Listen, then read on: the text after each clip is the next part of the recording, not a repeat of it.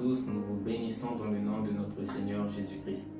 Nous sommes ravis de vous retrouver encore en ce soir parmi nous, que le Seigneur puisse agir au milieu de nous parce qu'il est fidèle en toutes choses.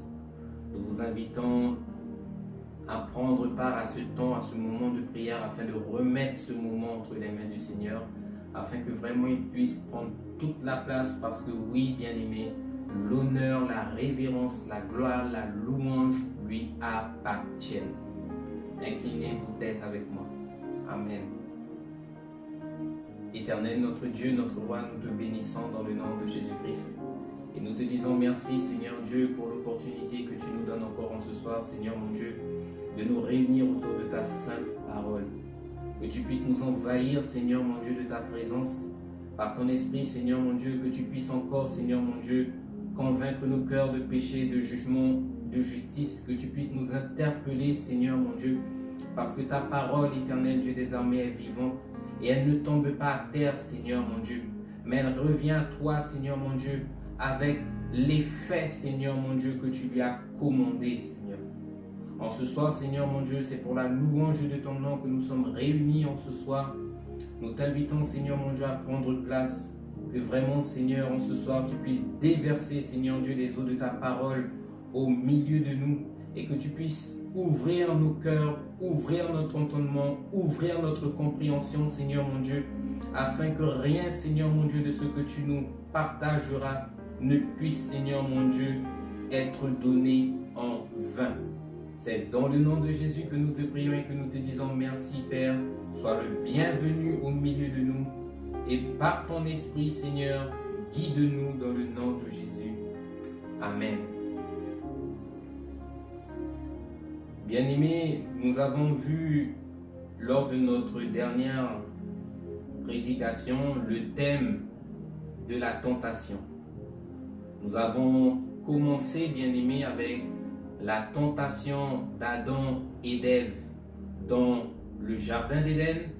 Nous avons fini ensuite par la tentation du Christ.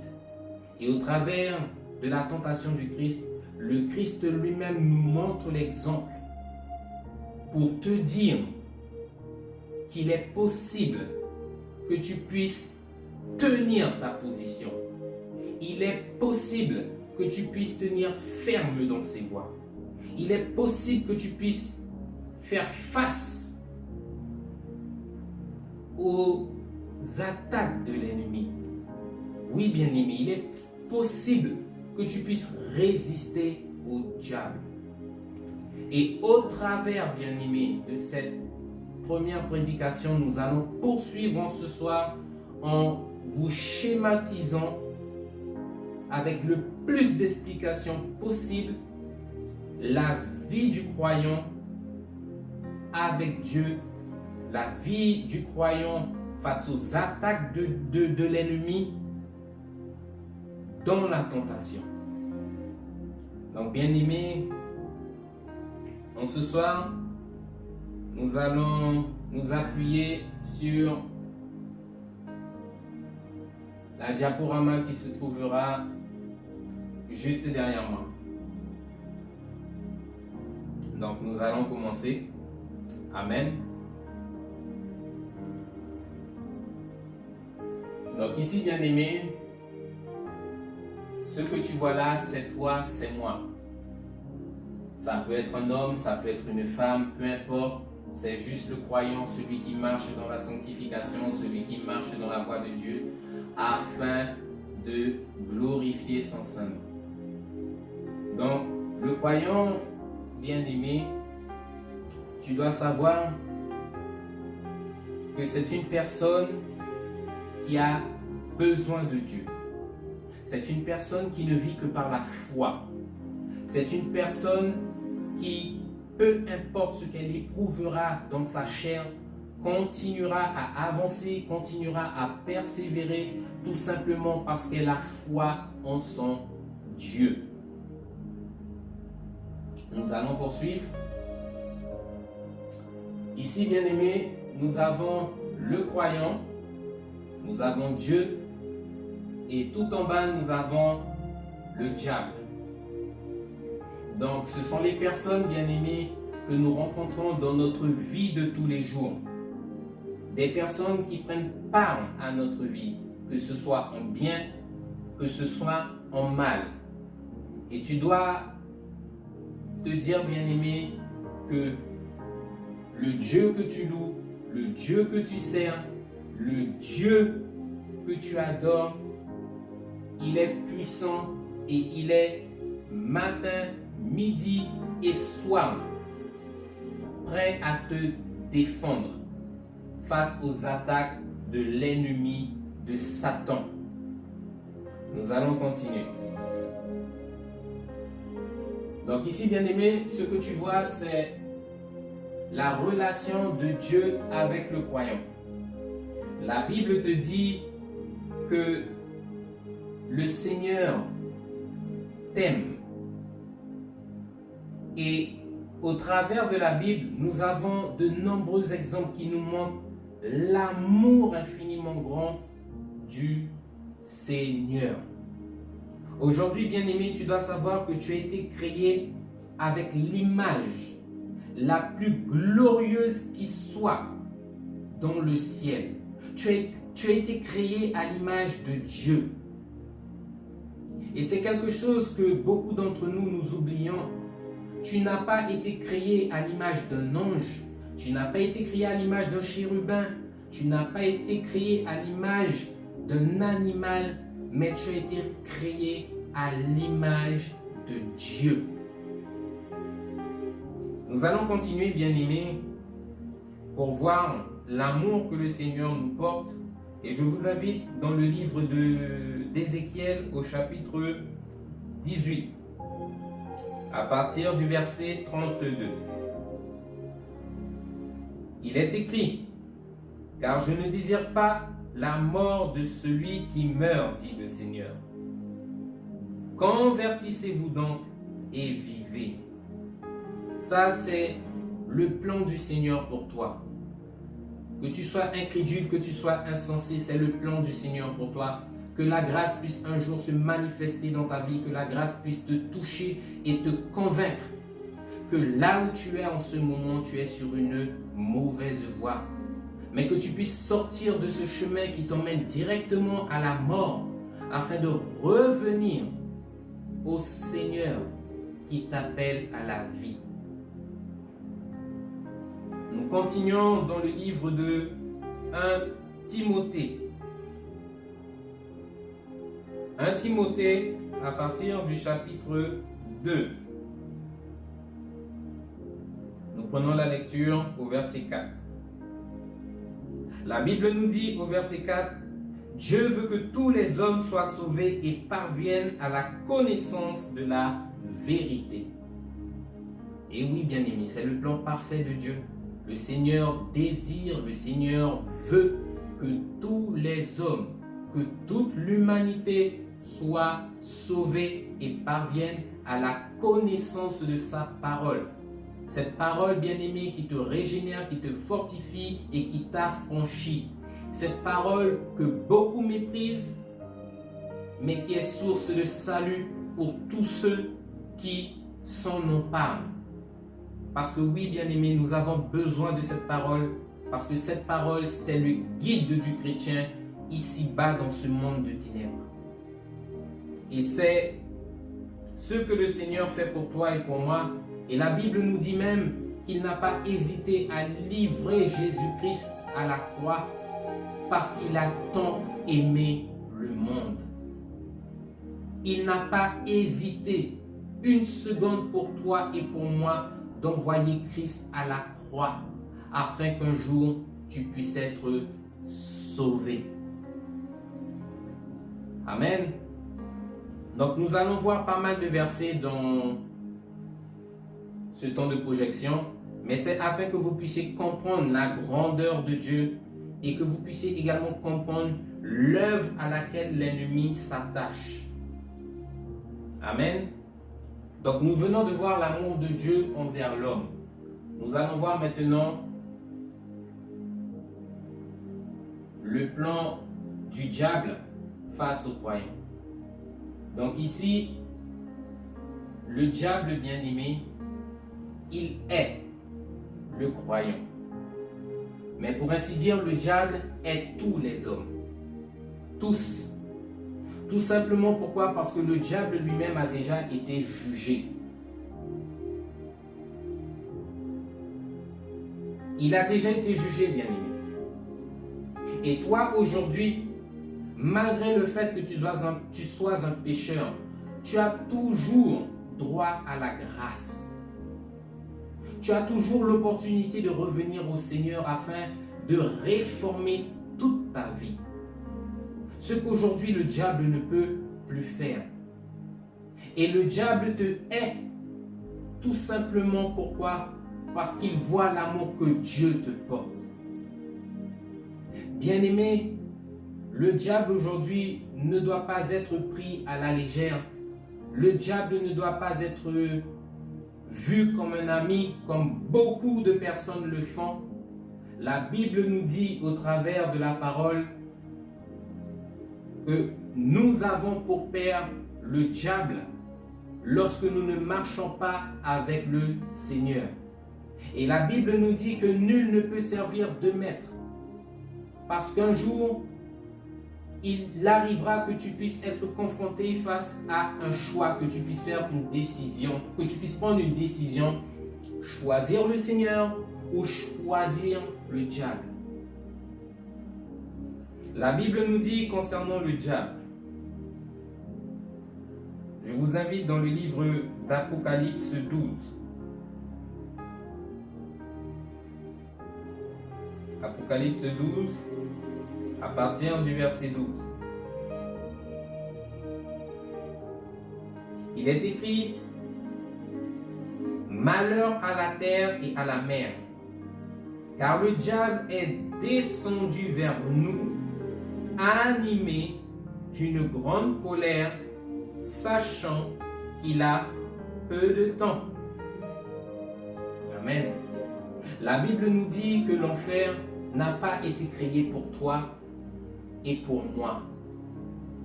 L'enfer a été créé pour les anges rebelles. Et dans sa chute, malheureusement, le diable lui-même ne veut pas aller là-bas tout seul.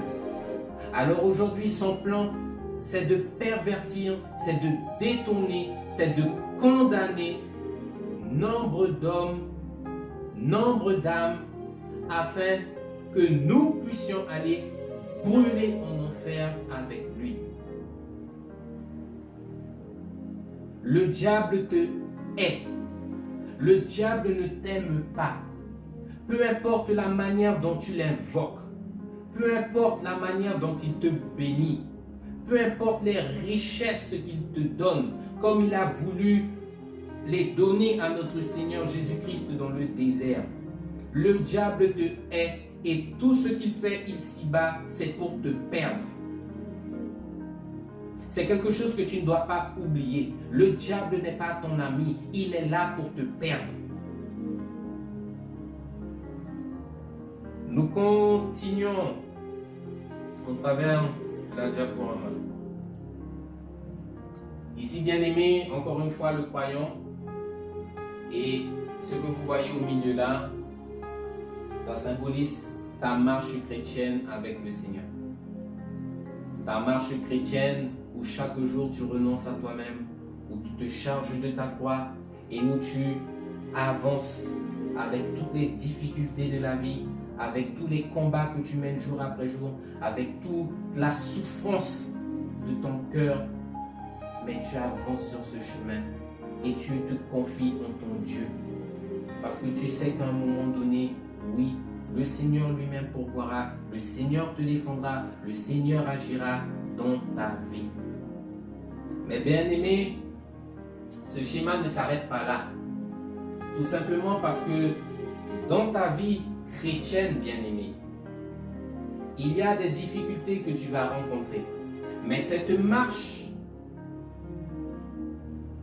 ne s'effectue pas, bien aimé, n'importe comment. Cette marche, bien aimé, ne se fait que sur une seule voie. Si tu es la nouvelle création, ce chrétien né de nouveau, tu marches sur le chemin de la sanctification. Et nous allons voir la description de ce chemin. Je vous invite dans le livre d'Ésaïe 35, 8.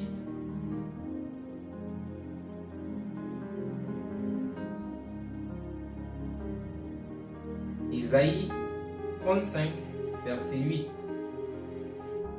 Il est écrit, « Il y aura là un chemin frayé, une route qu'on appellera la voie sainte.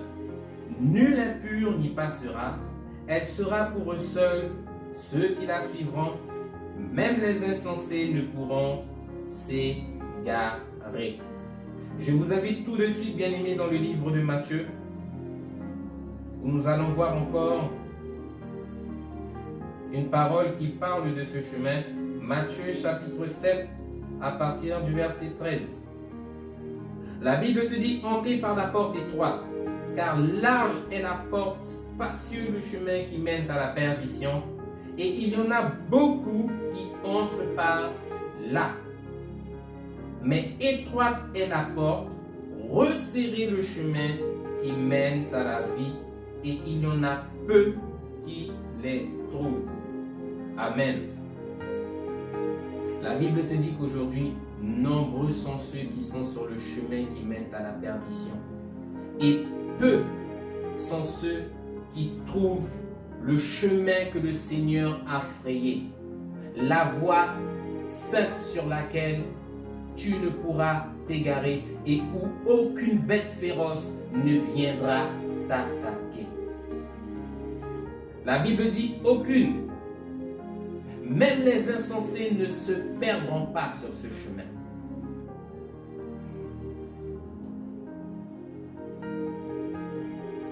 La Bible nous décrit également le chemin large et spacieux que tout le monde emprunte. C'est le chemin de la facilité.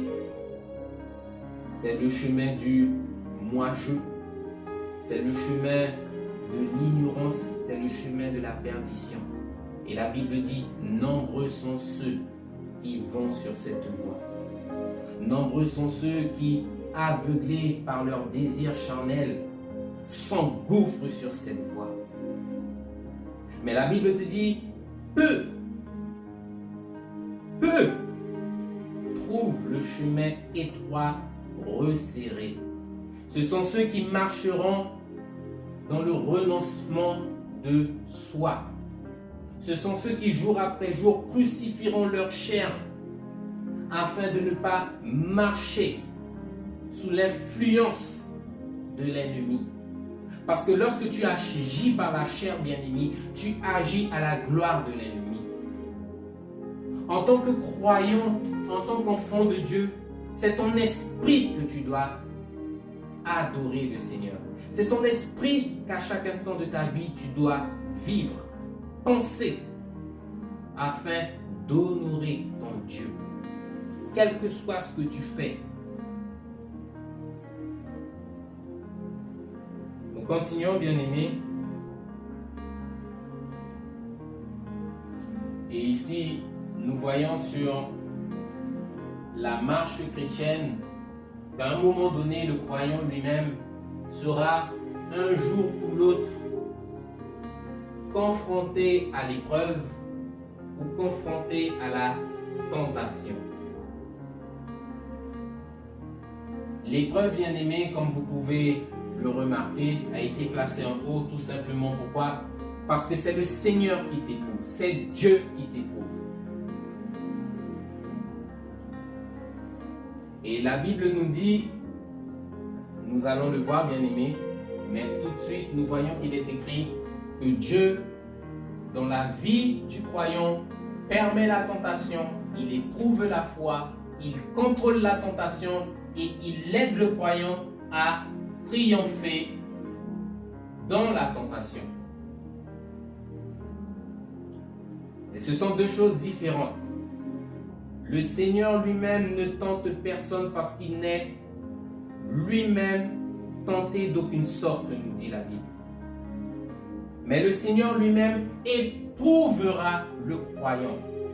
Tout simplement pourquoi? Parce que nombreux sont ceux qui se disent adorateurs du Seigneur. Nombreux sont ceux qui proclament le nom de l'Éternel. La Bible te dit que celui qui proclame le nom du Seigneur, qu'il s'éloigne de l'iniquité. La Bible te dit que tu puisses marcher jour après jour dans la fidélité de Dieu, dans la sainteté de Dieu, et que chaque jour tu puisses être renouvelé par l'Esprit du Seigneur. Et nous allons voir ce que le Seigneur met en place pour pouvoir éprouver les hommes que nous sommes. Pourquoi? Parce que la Bible te dit qu'il y a beaucoup d'appelés, mais il y a peu d'élus. Et au milieu de l'Église, nombreux sont ceux et celles qui marchent dans l'Église, qui ont cette apparence de brebis, mais qui à l'intérieur sont des loups. Le prophète de l'Éternel lui-même nous dit régulièrement, il y en a dans l'Église qui se préparent pour aller en enfer. Bien-aimés, c'est terrible cette parole. Je vous invite, bien-aimés, dans le livre de Deutéronome au chapitre 8. Deutéronome chapitre 8, à partir du verset 2. Il est écrit, souviens-toi de tout le chemin que l'Éternel ton Dieu t'a fait faire pendant ces 40 années dans le désert, afin de t'humilier et de t'éprouver, pour savoir quelles étaient les dispositions de ton cœur, et si tu garderais ou non ses commandements. Donc voici pourquoi le Seigneur t'éprouve, afin de connaître les dispositions réelles de ton cœur. Est-ce que vraiment lorsque l'épreuve arrivera, la difficulté arrivera, tu t'appuieras sur la parole du Seigneur pour pouvoir surmonter la tentation, pour pouvoir surmonter la difficulté? Ou est-ce que tu feras comme au temps d'Israël dans le désert, à la moindre difficulté, au moindre petit bobo, te plaindre et regarder en arrière pour retourner à ton vomi? La Bible dit qu'il t'éprouve afin de connaître les dispositions de ton cœur, afin de voir si dans l'épreuve ou dans la tentation, tu garderas ses commandements. En d'autres termes, dans l'épreuve, tu ne jettes pas les commandements du Seigneur, mais comme le Christ lui-même a été tenté dans le désert, tu te saisis de cette parole et c'est avec la parole de Dieu que tu combats la tentation. Ce n'est pas par toi-même, c'est par la parole de Dieu, par l'Esprit de Dieu que tu combats la tentation. Parce que par la chair, disons-le, tu ne peux rien, je ne peux rien. La Bible te dit que le diable est descendu vers nous dans une grande colère. Ce qui veut dire que si tu n'as pas ce qu'il faut, le diable ferait une bouchée de toi. Il est écrit dans le livre de 1 Corinthiens,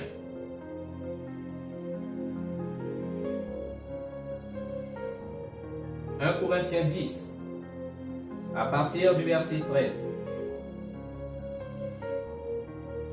« Aucune tentation ne vous est survenue qui n'ait été humaine, et Dieu qui est fidèle ne permettra pas que vous soyez tentés au-delà de vos forces, mais avec la tentation, il préparera aussi le moyen d'en sortir, afin que vous puissiez la supporter. » Nous rentrons directement dans « il contrôle la tentation ».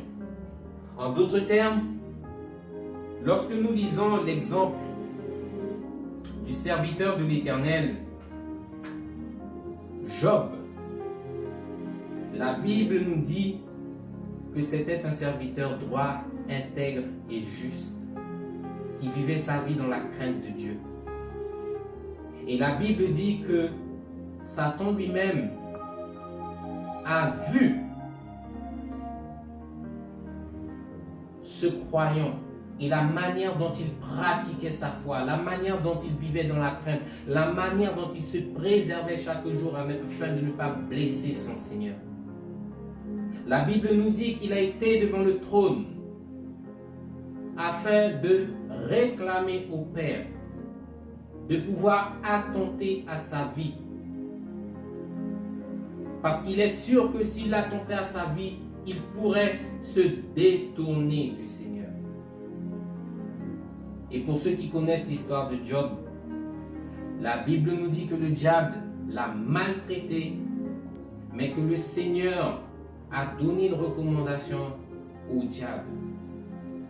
Tu n'auras aucun droit sur son âme. Ne le fais pas mourir.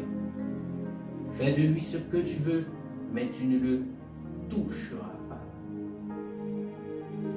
Et c'est parce que Job lui-même, dans toute sa souffrance, savait en qui il avait cru qu'il est resté ferme au jour de la tentation, au jour de l'épreuve. Et la Bible nous dit qu'à la fin de toute sa peine, il a été rétabli par le Seigneur lui-même. Alors que tous et tout était contre lui. Mais parce qu'il a gardé sa voix, il est resté ferme,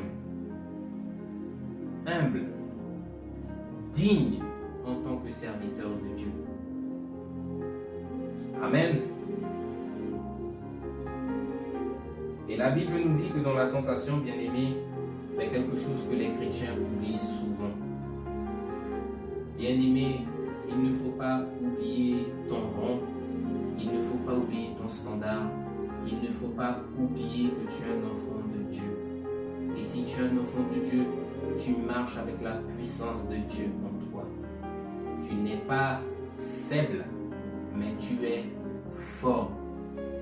Et nombreux sommes-nous à oublier que oui, nous ne sommes pas seuls dans nos combats, nous ne sommes pas seuls dans nos luttes, mais il est là tout près de nous, il marche avec nous. Et nous allons voir ce que le Seigneur lui-même fait pour nous, afin de nous donner la victoire.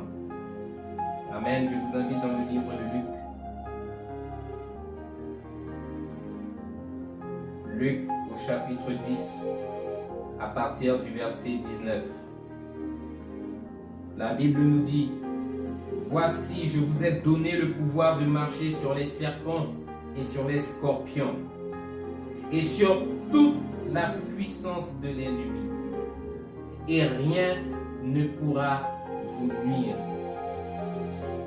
Bien-aimé, il est terrible ce passage. Nous allons le relire. Voici, je vous ai donné le pouvoir de marcher sur les serpents et sur les scorpions et sur toute la puissance de l'ennemi, et rien ne pourra vous nuire. La Bible ne t'a pas dit sur un petit peu de la puissance, mais la Bible te dit sur toute la puissance de l'ennemi. Ce qui veut dire que lorsque le diable lui-même se dressera, si tu tiens ferme dans la parole de Dieu, bien aimé, le diable lui-même n'aura pas la capacité de t'atteindre de la même manière qu'il n'a pas réussi à atteindre le Christ dans le désert. Les épreuves sont là, mais bien aimé, la victoire elle-même est là devant nous.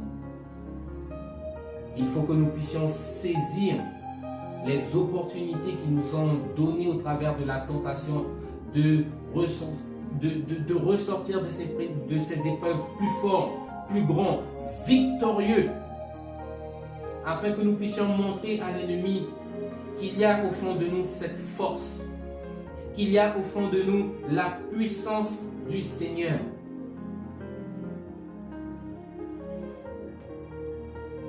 Nous allons continuer parce que oui, trop souvent le chrétien oublie qu'il a un standard, oublie qu'il a une identité qui n'est pas celle de la terre mais qui est celle du ciel. Tu es revêtu de la puissance de l'Esprit Saint. Et si tu marches avec l'Esprit, si tu te soumets à l'Esprit, alors oui, bien-aimé, tu auras certainement la victoire. Nous allons voir maintenant dans la tentation ce que le diable lui-même met en place afin de pouvoir te détourner de la volonté parfaite de Dieu. Le diable t'incite à transgresser la volonté de Dieu. Il insinuera le doute dans ton esprit.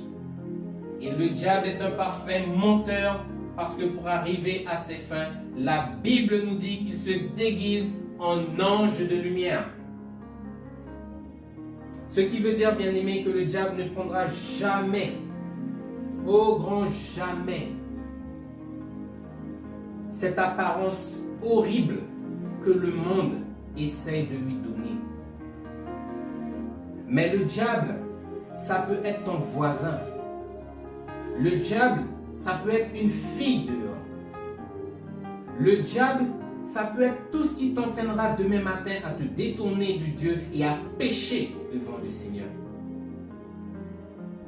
Trop souvent, nous schématisons, nous imaginons que le diable paraîtra devant nous, bien-aimés, avec cette apparence étant rouge avec des cornes sur sa tête. C'est un mensonge. La Bible te dit que pour arriver à ses fins, il se déguisera en ange de lumière. De la même manière que ses serviteurs eux-mêmes dans l'Église apostasiques se déguiseront en des ministres de la justice afin de gagner le plus grand nombre et de perdre le plus grand nombre.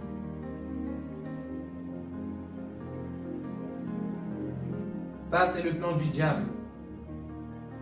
Il se déguise en ange de lumière et comme nous l'avons vu dans la toute première fois quand nous avons parlé de la tentation, il est maître pour pouvoir tromper l'homme.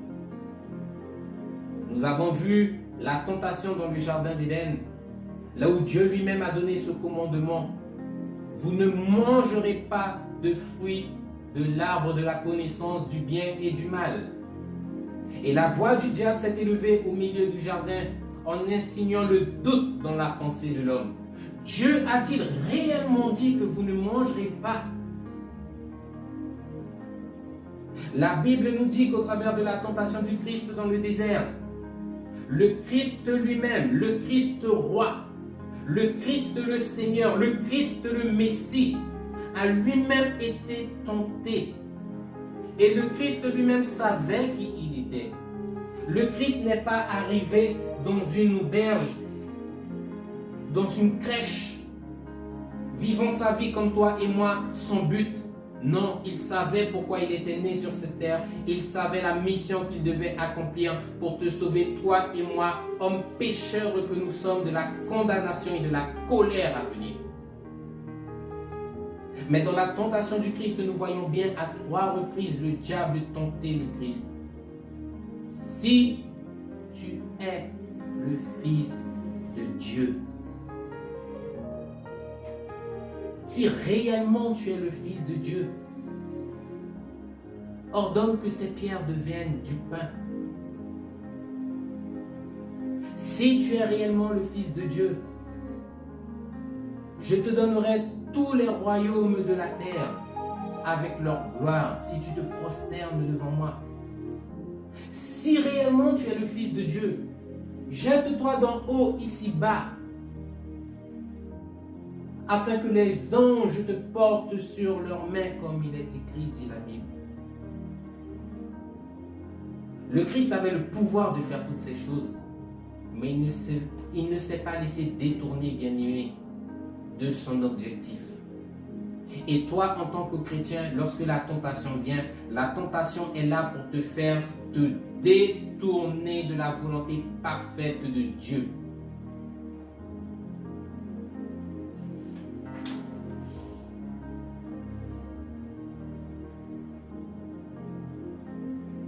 La Bible nous dit, bien-aimés, nous continuons, que le croyant dans sa marche chrétienne, dans l'épreuve et dans la tentation, à un moment donné devra faire face à ce que l'on appelle le choix. Et dans le choix, il devra choisir. Et bien aimé, tu dois savoir quelque chose. Toi et moi, par le libre arbitre que nous avons aujourd'hui, tu as le pouvoir de choisir. De demeurer dans la fidélité de Dieu ou de suivre la volonté de ta propre chair et de faire la volonté du diable.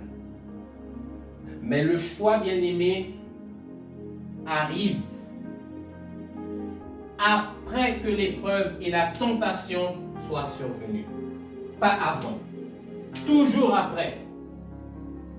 Et c'est là, bien-aimé, que tu dois faire face. Dans une sagesse, non pas dans une folie. Pour pouvoir savoir ce que tu dois faire. Pour pouvoir connaître dans ces temps, dans ces moments, quelle est la position de Dieu face à ceux qui t'arrivent. Afin de ne pas faire le contraire de ce que Dieu voudrait que tu fasses à ce moment-là. Et trop souvent, nous sommes trouvés faisant le contraire de ce que Dieu nous demande de faire. La Bible te dit, ne commets pas tel péché. Combien sommes-nous aujourd'hui à respecter les commandements du Seigneur? Combien sommes-nous à nous efforcer à demeurer intègres, justes, fidèles, droits à notre Seigneur? La Bible te dit que pour si peu, nombreux d'entre nous, nous nous vendons au diable. Pour si peu. La Bible nous dit qu'Ésaü s'est vendu pour un plat de lentilles. Pour si peu. Et aujourd'hui, bien-aimé, tu ne dois pas perdre la promesse éternelle du Seigneur. Tu ne dois pas perdre cela de vue. Et faire comme tous ces serviteurs qui ont eu cette foi démesurée. Cette foi de croire que ce que Dieu promet, il a le pouvoir de l'accomplir. Ne pas douter dans les promesses de Dieu, parce que même dans la tentation, il demeure toujours Dieu. Son standard n'a pas changé. Il a la capacité de te délivrer de toutes tes tribulations ici-bas sur terre.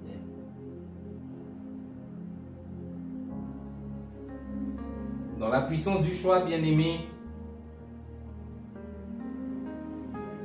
comme nous le savons, nous vous parlons de Dieu, nous vous parlons du diable. Mais dans la puissance du choix que tu auras, dans la puissance de la décision que tu prendras, tu auras l'opportunité soit de choisir et de décider pour aller vers le Seigneur, soit de choisir et de décider pour aller vers le diable. Nous continuons. Ici, bien-aimé, dans l'épreuve, c'est ce que Dieu veut pour toi. Dieu veut te fortifier, il veut fortifier ta foi, il veut te récompenser et il veut te sanctifier pour te conduire à la victoire. C'est là le plan de Dieu pour toi, dans la tentation et dans l'épreuve. Et nous allons voir la récompense que le Seigneur nous promet. Je vous invite dans le livre de Romains. Romains 2, à partir du verset 7. Il est écrit: il réserve la vie éternelle à ceux qui, par la persévérance à faire le bien, cherchent l'honneur, la gloire et l'immortalité. Le Seigneur désire te récompenser, comme je l'ai dit. Et la Bible nous dit qu'il réserve la vie éternelle à ceux qui, par leur persévérance à bien faire, cherchent l'honneur, la gloire et l'immortalité. Nous continuons dans le livre de 2 Timothée 4.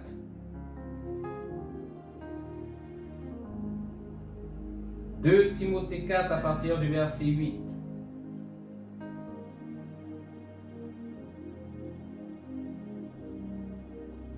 « 2 Timothée 4,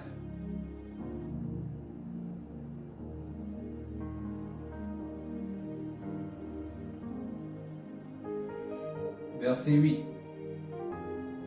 Ici, c'est l'apôtre Paul qui parle. Et l'apôtre Paul nous dit, « Désormais, la couronne de justice m'est réservée.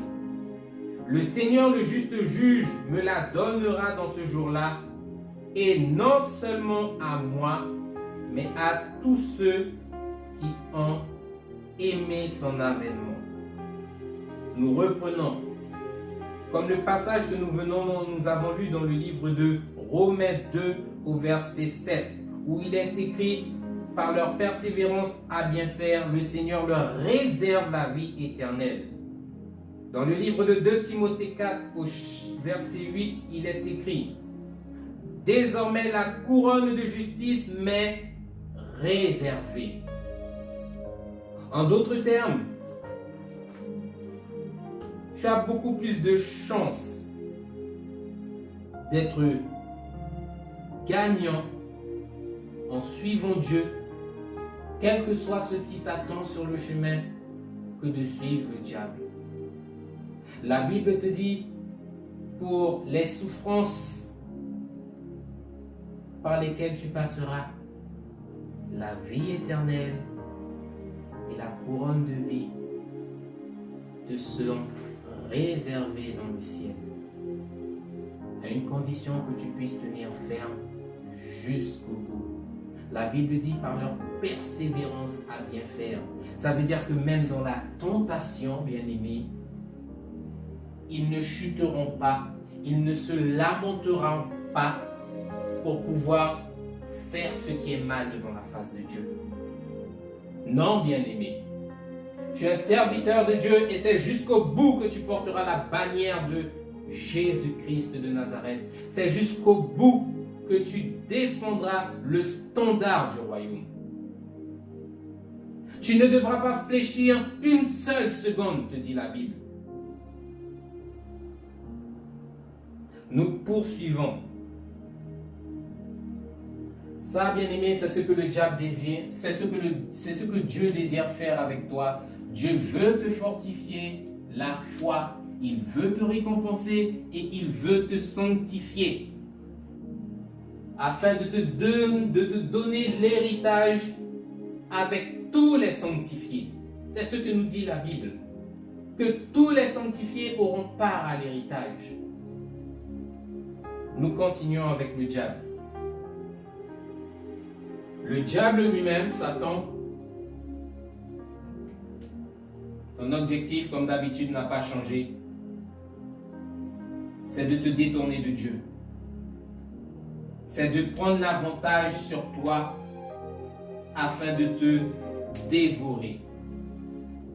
Le diable, en te poussant à te détourner de Dieu, t'emmènera à la défaite. Qui dit que tu as été poussé à la défaite, dit que tu es tombé dans le péché.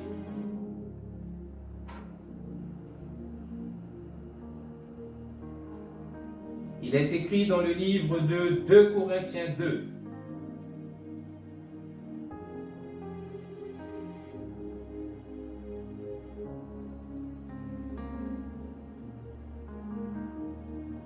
À partir du verset 11.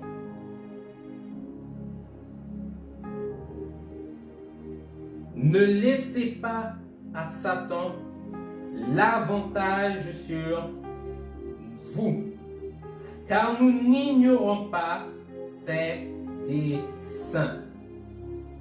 En d'autres termes, dans la tentation, veille à ne pas laisser la porte ouverte à l'ennemi.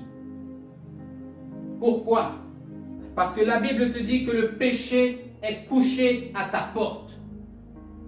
En d'autres termes, moindre petite faille, moindre petite ouverture, le péché n'attendra pas que la porte soit ouverte large pour pouvoir rentrer et agir dans ta vie.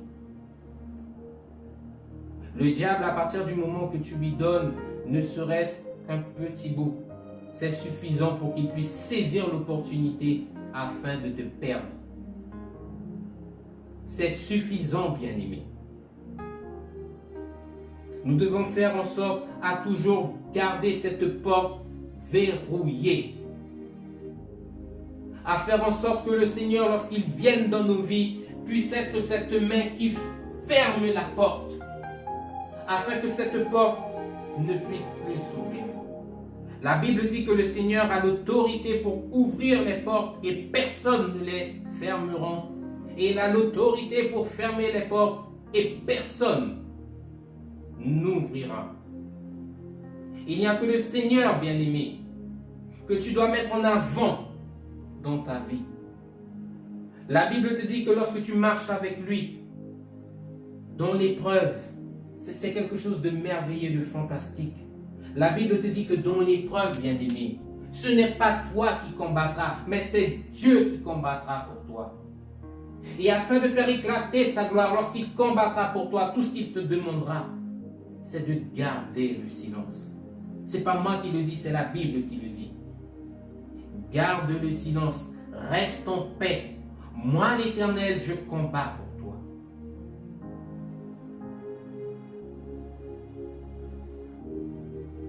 La Bible nous dit, bien-aimés, que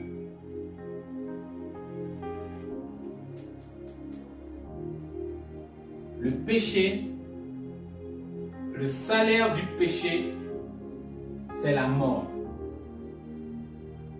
Mais le don gratuit de Dieu, c'est la vie éternelle. Nous continuons. Face à la décision que tu prendras, si tu demeures dans l'obéissance, c'est dans la foi, par la parole de Dieu, dans la prière, en étant vigilant, à part que tu arriveras à la victoire. Et oui, bien-aimé, toutes ces choses font partie du processus de la vie du croyant. Un croyant qui n'a pas de foi, un croyant qui ne lit pas la parole, un croyant qui ne prie pas, un croyant qui n'est pas attentif, un croyant qui ne mène pas une vie séparée, bien-aimé, ça n'existe pas devant Dieu. Avec Dieu, tu es croyant ou tu ne l'es pas. Tu ne l'es pas à moitié, tu n'es pas au quart, mais tu es croyant devant Dieu pleinement. C'est un boulot à temps plein. C'est un boulot à temps partiel. Amen. Avec le diable, bien-aimé, lorsque tu prendras une décision dans la désobéissance, bien entendu, tu n'auras pas besoin de foi, tu n'auras pas besoin de la parole de Dieu, tu n'auras pas besoin de prière, tu n'auras pas besoin d'être vigilant et tu n'auras pas besoin d'être mis à part. Tout simplement pourquoi? Parce que dans la désobéissance, tu agis selon ton propre chef. Mais sache que dans la désobéissance, bien-aimé, c'est la mort qui t'attend. Aujourd'hui, bien-aimé, je te présente le schéma de la marche du croyant dans l'épreuve et la tentation. Dans ce schéma-là, bien-aimé, il faut que tu arrives à te positionner et à voir où est-ce que tu es.